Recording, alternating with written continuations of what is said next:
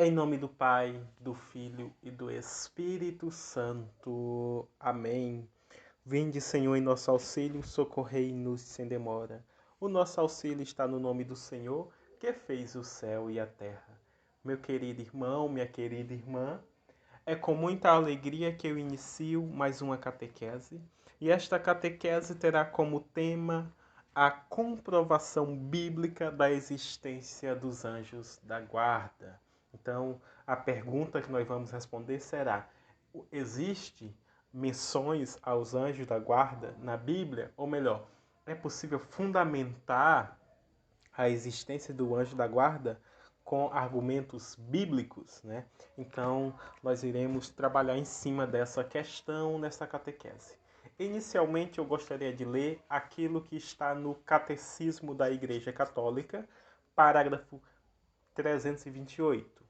O catecismo ele é bem claro ao dizer para nós que a existência dos seres espirituais não corporais, que a Sagrada Escritura chama habitualmente de anjos, é uma verdade de fé. Ou seja, ninguém pode questionar a existência dos anjos e permanecer católico. O catecismo da Igreja Católica é bem claro ao dizer isso, que de fato existem anjos, tá bom? E toda essa parte do catecismo, a partir do parágrafo 325, fala sobre a realidade desses anjos, tá bom?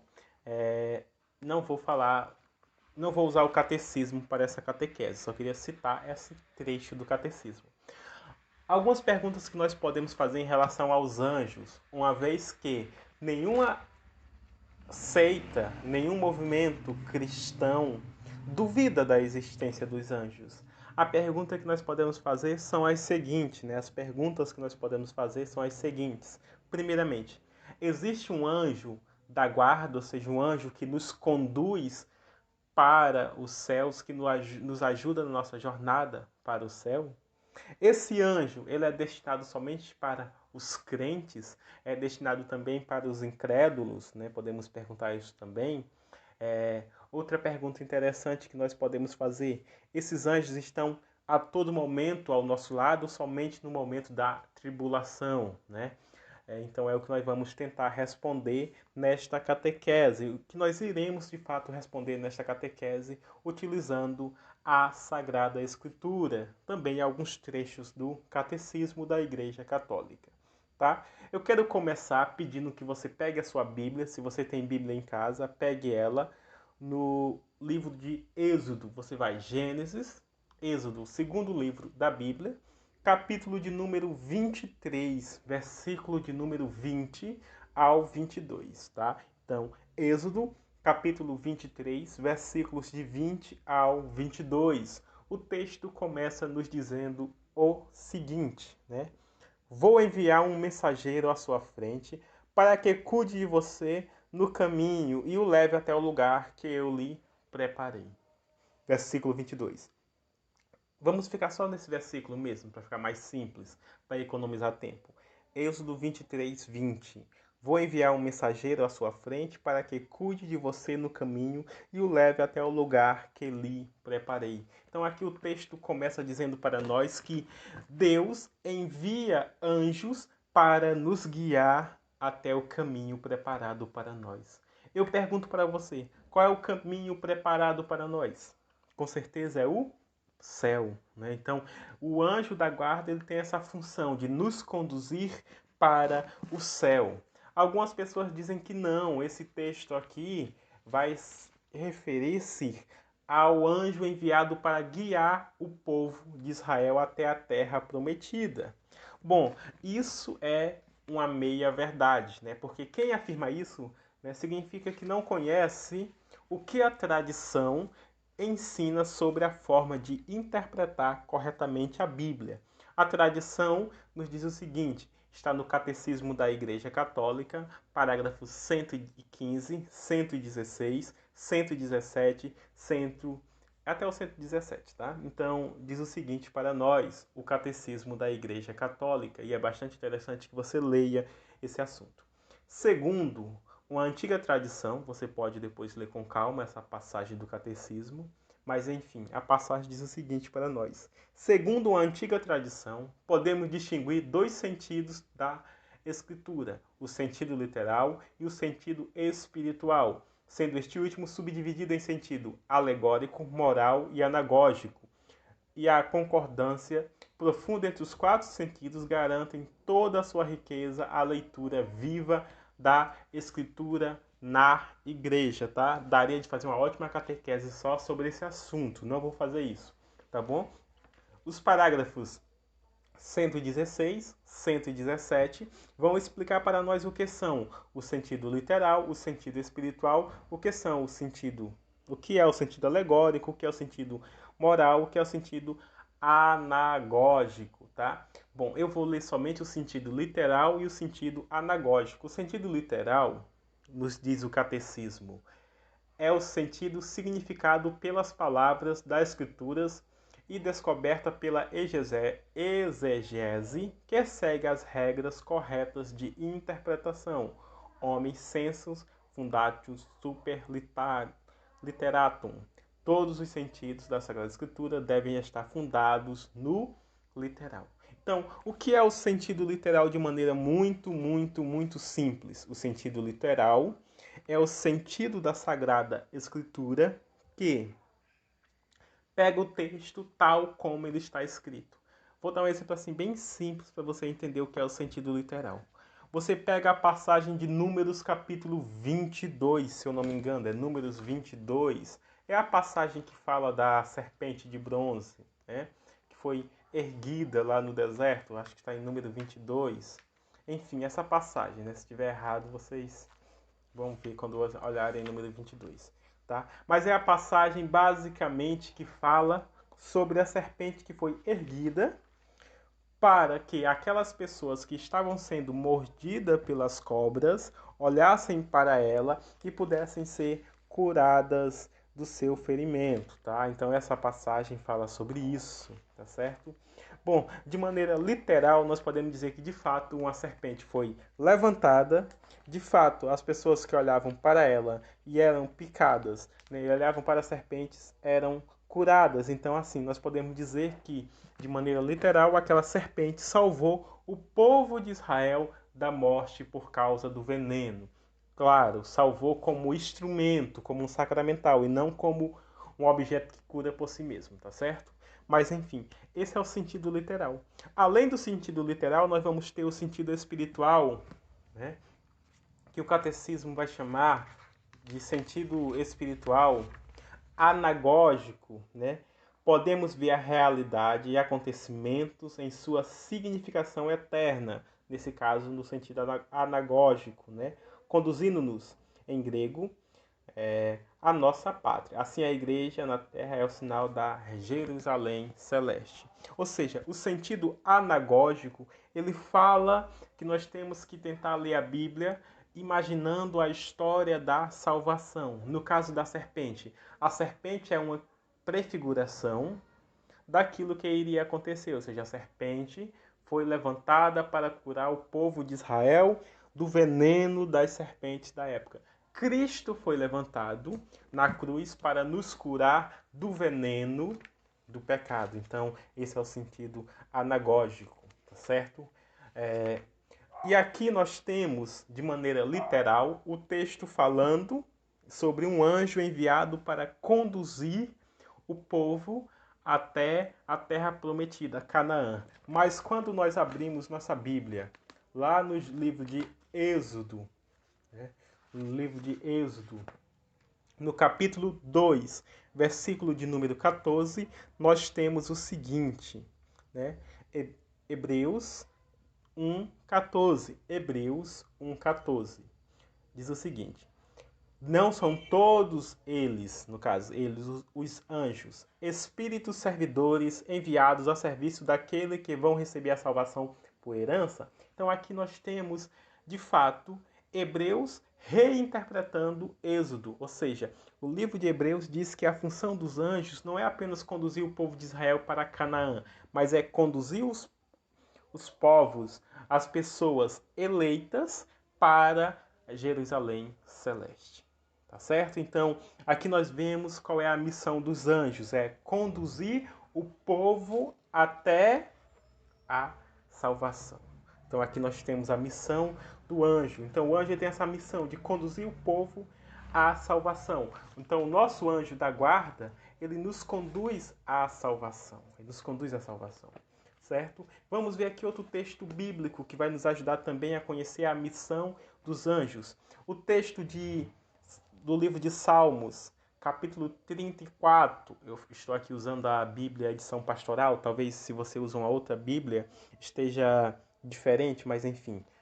Salmo 34, 8 diz: O anjo de Javé acampa ao redor dos que o temem e os defende. Então aqui nós temos, né, o texto dizendo o seguinte: primeiramente, os anjos são enviados para nos ajudar na missão de chegar no céu. Esse é o primeiro ponto. Segundo ponto, os anjos eles acampam ao nosso redor.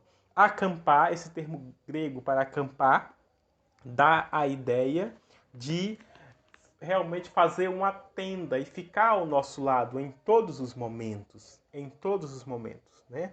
Então você observa que o texto aqui fala do anjo de Javé, ou seja, o anjo enviado por Deus para nos guardar. Aí você poderia dizer o seguinte: Êxodo capítulo 23, versículo 20, fala de um anjo que conduziu o povo de Israel. E agora, o Salmo capítulo 34, versículo 8, fala de um anjo que fica acampado para defender quem teme ao Senhor. Tudo bem. Isso quer dizer que é apenas um único anjo que cuida de todas as nações? Quer dizer que cada pessoa não tem o seu anjo da guarda? É um ótimo questionário, é um ótimo questionamento e nós podemos responder ele abrindo o Salmo 91, um salmo bastante conhecido. Versículo de número 11, Salmo 91, versículo de número 11, diz o seguinte para nós: Porque ele ordenou a seus anjos. Agora, seus anjos está no plural, ou seja, enviou vários anjos que guardem você em todos os seus caminhos. Então, Deus ele dá uma ordem aos anjos, e aqui nós temos a ideia de vários anjos. Esses anjos têm a missão de guardar aqueles que confiam no Senhor, aqueles que têm o Senhor como refúgio, segundo o Salmo 91. Então aqui nós temos a resposta. Não é apenas um único anjo que guarda todas as pessoas, são vários anjos, tá certo? Aí você poderia dizer o seguinte: mas o texto não fala, o texto não demonstra que cada pessoa tem o seu anjo da guarda, né? Você poderia dizer isso? O texto não mostra que cada pessoa tem o seu anjo da guarda. De fato, esse texto não mostra. Por isso é importante que nós possamos abrir um novo texto bíblico, que é Atos dos Apóstolos, capítulo de número 12, versículo de número 3. Atos dos Apóstolos, capítulo 12, versículo de número 13. Eu falei 3, mas é Atos 12, 13. Bateu a porta de entrada, no caso Pedro, bateu a porta de entrada, uma empregada chamada Rode foi abrir. Ao reconhecer a voz de Pedro, ficou tão contente que nem sequer abriu a porta. Em vez disso, entrou correndo para contar que Pedro estava diante da porta. Eles disseram: Você ficou louca, mas ela insistia que era verdade. Então disseram: Deve ser o seu anjo. Veja só. Deve ser o anjo dele. Então veja, o texto aqui fala que Pedro tinha um anjo e que esse anjo provavelmente teria levado uma mensagem de Pedro, né? Isso na concepção daquelas pessoas, tá bom? De fato, aqui o texto fala que Pedro estava à porta. Mas enfim, aquelas pessoas tinham certeza e o texto bíblico deixa claro, né, em Atos 12, 15, que Pedro tinha um anjo. Então, essa ideia de que cada pessoa tem um anjo é 100% bíblica, tá certo? Algumas pessoas poderiam ainda responder dizendo o seguinte: não, a ideia de um anjo protegendo a pessoa é somente para quem é crente, ou seja, somente para o fiel a Deus, né? E nós vemos que não é bem assim. A Bíblia fala que, primeiramente, é necessário que a pessoa dê permissão. Nós vamos falar um pouquinho disso mais para frente. É necessário que a pessoa dê permissão para que o anjo atue na sua vida, tá certo? Mas Deus envia um anjo para cada pessoa por um motivo. Nós já vimos lá no começo da nossa catequese que a Bíblia afirma claramente que a missão do anjo, segundo Hebreus, capítulo 1, versículo 14, é o quê? Conduzir as pessoas à salvação, tá certo? E 1 Timóteo, capítulo 2, versículo 6, 1 Timóteo, capítulo 2, versículos 5 e 6, nos dizem que Deus quer que todos se salvem. Veja, 1 Timóteo 2, 5. Pois há um só Deus e um só mediador entre Deus e os homens, Jesus Cristo, o homem. Versículo 6. Que se doou para os resgates de todos. Esse é o testemunho que foi dado nos tempos estabelecidos. Ou seja, esse texto deixa claro que Deus quer a salvação de todos. É desejo de Deus que todos se convertam e todos venham conhecer a verdade e possam se salvar. Então esse texto deixa claro que Deus quer que todos se salvem. E se Deus quer que todos se salvem, logo ele envia um anjo da guarda para todos. Então, essa ideia de que Deus só envia o anjo da guarda para as pessoas que creem é falso, uma vez que a função dos anjos, segundo Hebreus, capítulo 2, versículo 14, é a salvação dos homens. Os anjos têm essa missão de salvar os homens, tá certo? O livro de Apocalipse, capítulo de número 10, versículo de número 9, vai mostrar que as pessoas de fato se comunicam com os anjos, tá certo? Então seria uma forma de oração, tá? O texto diz o seguinte para nós: fui até o anjo e lhe pedi que me entregasse o livrinho. Então veja, o texto aqui fala de uma pessoa conversando com um anjo. Então, o anjo ele dialoga com as pessoas, tá certo? Algumas pessoas dizem o seguinte: não há necessidade de você falar com o seu anjo da guarda porque Deus já enviou o seu anjo. Então, se Deus já enviou o seu anjo, não há por que você conversar com ele. Porém, o anjo ele só pode agir se nós dermos permissão para que ele entre em nossa casa. Então é necessário que nós convidemos o nosso anjo para que ele atue em nossa vida. E a prova disso está em Gênesis, capítulo 18, versículo 2. Gênesis 18, 2. Levantando os olhos, Abraão viu 3 homens de pé à sua frente. Ao vê-los, saiu da entrada da tenda, correu ao encontro deles, prostrou-se, tocando a terra, dizendo: meu senhor, se alcancei graça diante de seus olhos, por favor, não passe pelo seu servo sem uma parada. Note que esse texto fala que os anjos foram enviados até Abraão, mas para que os anjos pudessem morar na casa de Abraão, pudessem visitar a casa de Abraão, não é morar, mas visitar, foi necessário que Abraão se aproximasse deles e pedisse. Algumas pessoas poderiam dizer, não, mas eles não são anjos, são homens. Bom, Gênesis capítulo 19, versículo 1, diz algo diferente. O texto diz o seguinte para nós: ao anoitecer, os 2 mensageiros, no caso, mensageiro, a palavra mensageiro significa anjo. Os 2 anjos chegaram a Sodoma. Ló estava sentado junto à porta de Sodoma. Ao vê-los, levantou para recebê-los e prostou-se com o rosto por terra. Depois disse: meus senhores, fiquem hospedados na casa deste teu servo. Lave os pés e pela manhã poderão continuar seu caminho. Mas eles responderam: não, obrigado, nós passaremos a noite na praça. Ló insistiu, tanto que eles foram para a casa dele. E aí entraram. Ló lhes preparou uma refeição e mandou assar pães sem fermento para eles comerem. Então, esse texto aqui deixa claro que se tratam de anjos. A palavra anjo aqui é traduzida como mensageiro. E mais uma vez, os anjos eles vêm ao encontro do cristão, mas só entram na casa do cristão se ele permitir. Teologicamente falando, a casa representa a sua vida. A sua vida. A Bíblia, quando diz que João acolheu Maria na sua casa, quer dizer que Maria foi acolhida por João em sua vida.